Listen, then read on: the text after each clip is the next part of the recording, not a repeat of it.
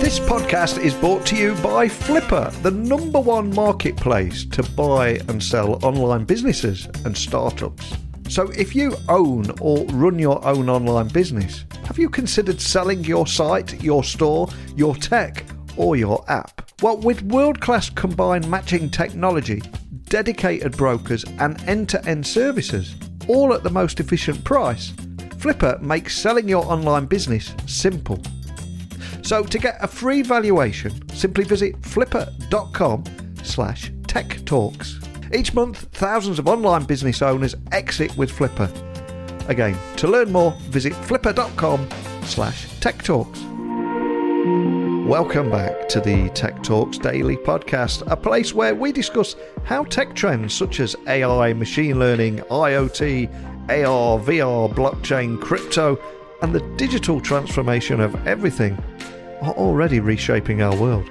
And today I've got a great guest lined up who's going to be joining us on the Tech Talks Daily Podcast, and he's got an inspiring story to share. His name is Kazuki Ohta, and he is the CEO at a company called Treasure Data, which is a leading customer data platform. Now, previously he was the founding CTO at the company, and prior to that, in 2009, he co-founded the world's largest Hadoop User Group. But this is where things get incredibly inspiring, because he moved to America without even knowing how to speak a word of English. And he was able to overcome this obstacle and major in computer science. And during this time, his professor built the world's fastest supercomputer, essentially 500,000 computers combined into one. And he was part of the team that built that file system. Yes, I've probably revealed far too much about today's guest already. I don't want to reveal any spoilers. So buckle up and hold on tight, where I can beam your ears all the way to California, where Kazuki is going to share his inspiring startup story. So a massive warm welcome to the show. Can you tell the listeners a little about who you are and what you do? Sure. My name is Kazuki. I'm the CEO and co-founder of the company called Treasure Data. So thanks for having me in the show. It's great to have you on. And before we learn more about what you're doing, I'd love to take you back in time for a moment. Can you remember where your passion for tech came from, or a moment that might have put you on the path that you're on today?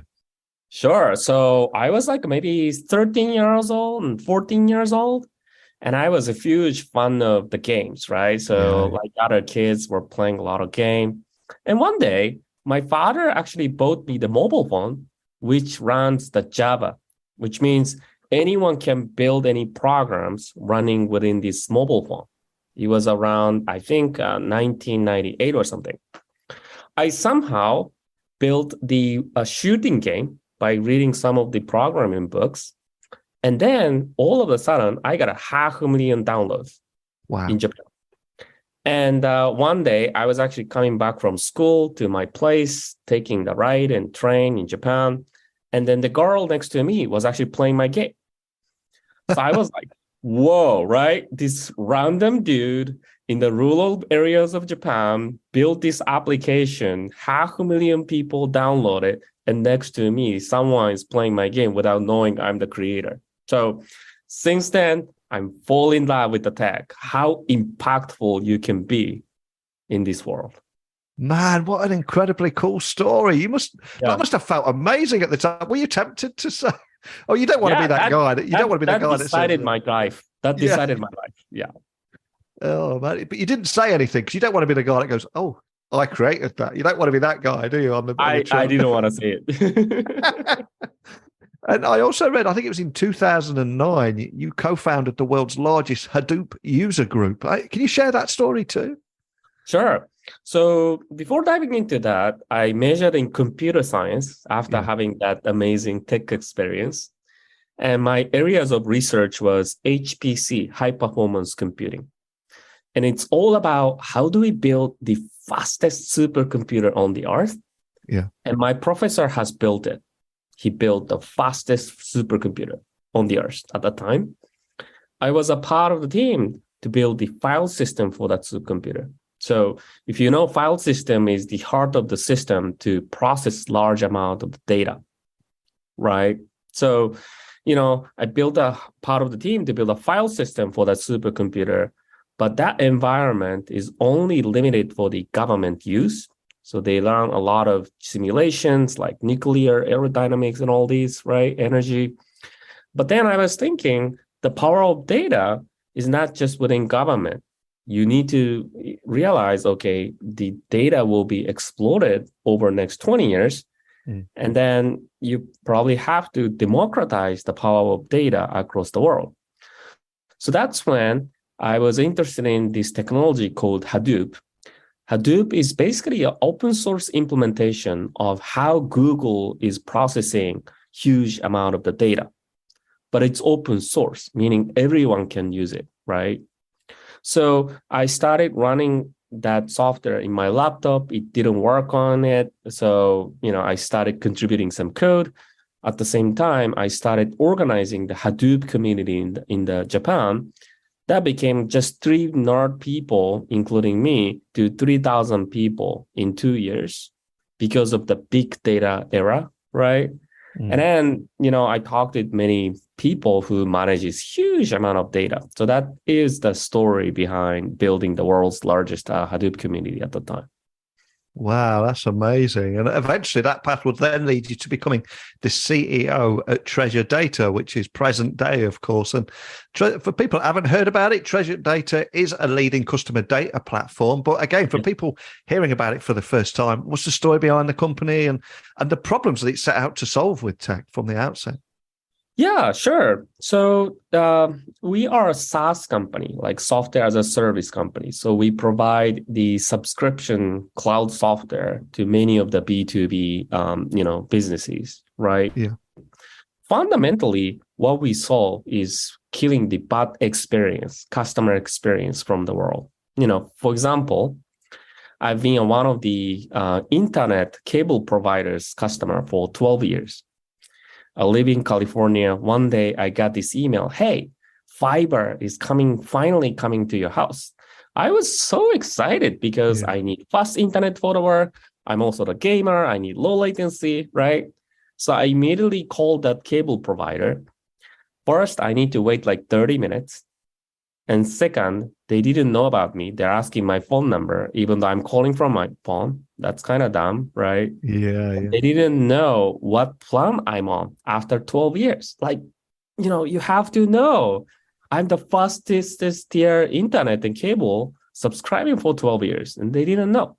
And of course, they didn't know about this cable plan. So I went to the retail store, same problem, right? I need to wait like 30 minutes. They're asking my phone number and they're looking up the plan, takes forever. And then they didn't know about this, like the cable plan. So fundamentally, a lot of business doesn't know about the customer. Yeah. And they should. And that's our expectation as a consumer, right? So customer data platform consolidates all of the customer data, like sometimes thousands of data sources within the corporate, and store it into one centralized location, create what we call customers 360 view. And the business can use that data for marketing, sales, customer support, and also even optimizing the logistics and demand forecasting so that company will provide better experience for their customers. So that's what we do. Before you came on the podcast, I was doing a bit of research on you, and I know customer experience is a topic that you're still very, very passionate about, especially about how it affects and impacts a company's bottom line. And I think that is more important than ever in this global economic uncertainty that we find ourselves in at the moment. But can you tell me more about that and why you're so passionate about that? Yeah. So, I think customer data can contribute both top line and bottom line, right? Yeah. Simple example. For example, I went to barber last week and they're asking, hey, what's the hairstyle you want? I've been having same hairstyle at the same store for like 8 years. Like, you should have CDP, Yeah. So, you can save that time asking it. And then I was about to change the store, right? So the switching cost of a customer by having just one experience is really high.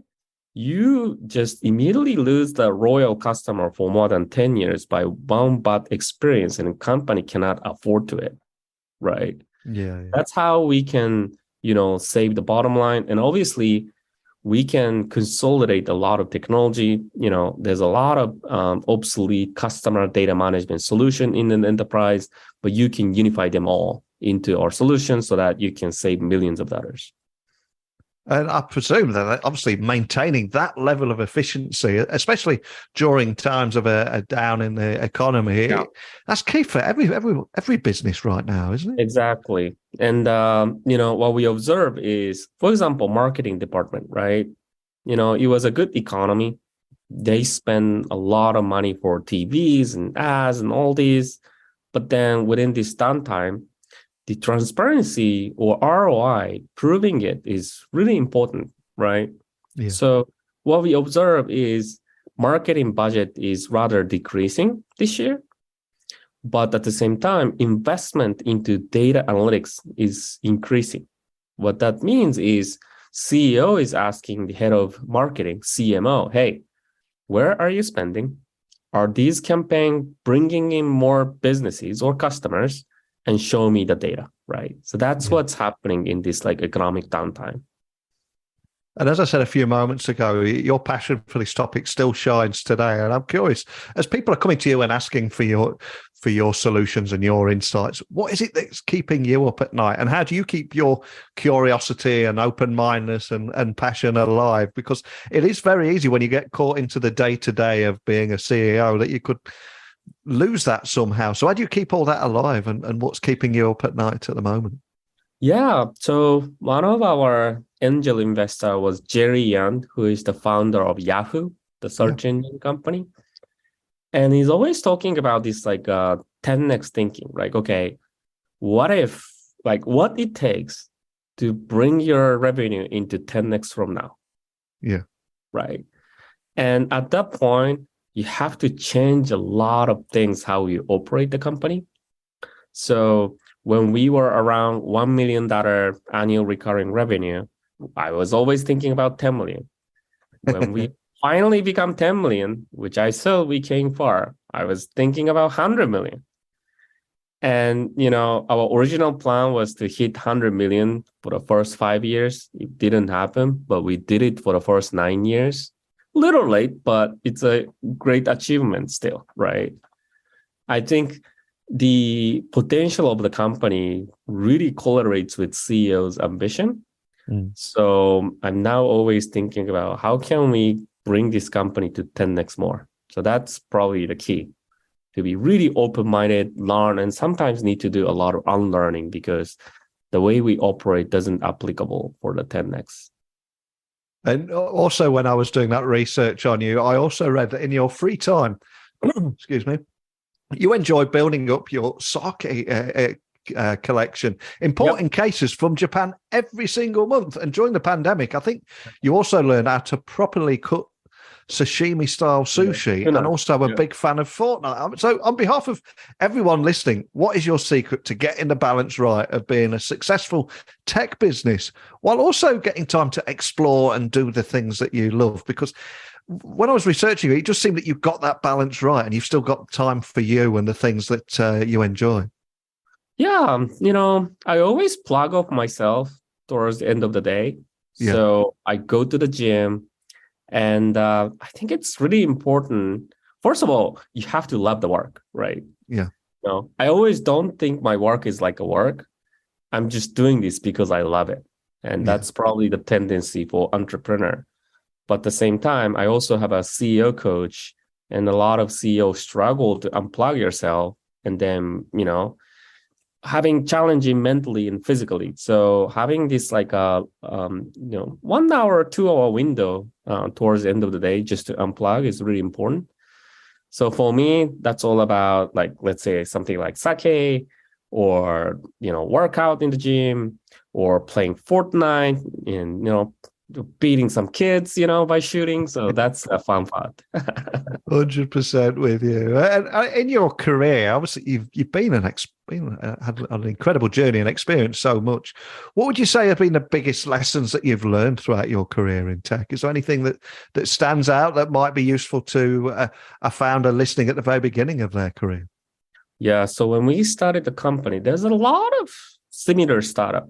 Say they are ex-Google raised like 10 million. Okay. Yeah. Their ex Facebook / Meta raised another 20 million. They are ex Stanford computer grad, right? They raised like 5 million. And I was no one. When I came here, I was 25. I couldn't speak any English. It's just enthusiasm, right? Yeah. And obviously, we had a hard time raising the money. So we raised additional first, maybe 2 to 3 million. But since then, after looking back that, 12 years of our history, majority of these companies are gone. And I think one thing we did it really well is we listened customer really carefully, right? We didn't have any ego. We believed in the space, which is data, and it's exploring. There's a market. But as long as we play in the data field, we were always guided by the customer, have customer obsession, right? So that is really the key for the success. We're building for the customer, and we're not building for ourselves, right? So that's the biggest learning. Yeah, absolutely wonderful advice. Love that. And I cannot thank you enough for taking the time to come on here and share your story, because I always think that there's going to be somebody somewhere listening to this, and you're going to light that spark in them and bring somebody else into this world, this business world and tech industry. So some of the biggest names in business and tech have either been guests or listened to this podcast. I'd love to do something to try and help you here. So is that a person that you'd love to have a private breakfast or lunch with, and why? Because he or she might be listening to this, and it'd be great to see if we can manifest something together and put it out into the universe. But who would you choose and why? That's an interesting question. I would say either Mark Benioff from Salesforce or Shantanu from Adobe, because they're becoming one of our competitors, right?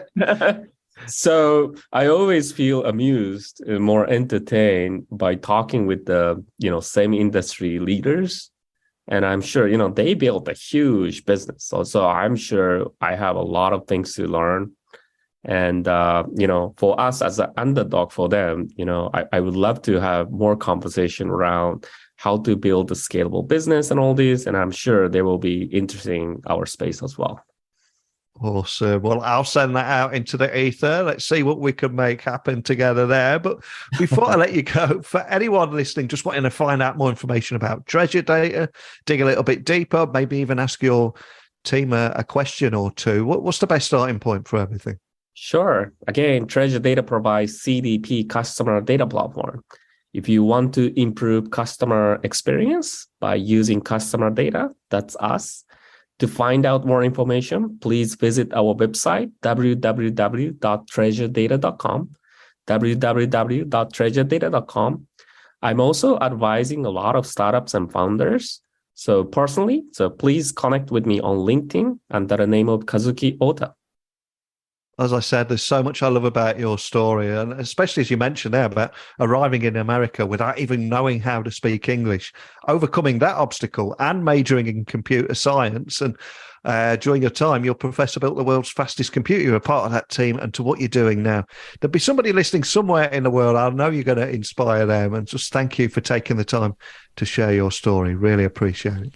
Thank you for having me today. So a big thank you to Kazuki for coming on here, sharing his story, and also I think his passion about how customer experience impacts every company's bottom line, and also exploring areas about maintaining efficiency, especially during times of a down in the economy. And that fact there that his company received $234 million in funding last fall, led by SoftBank.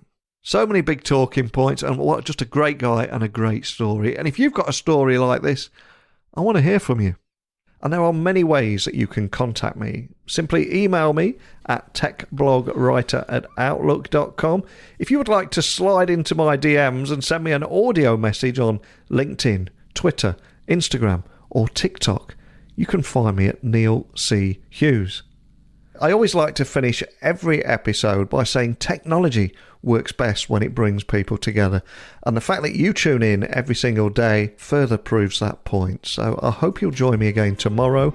But a big thank you for listening as always. And until next time, don't be a stranger.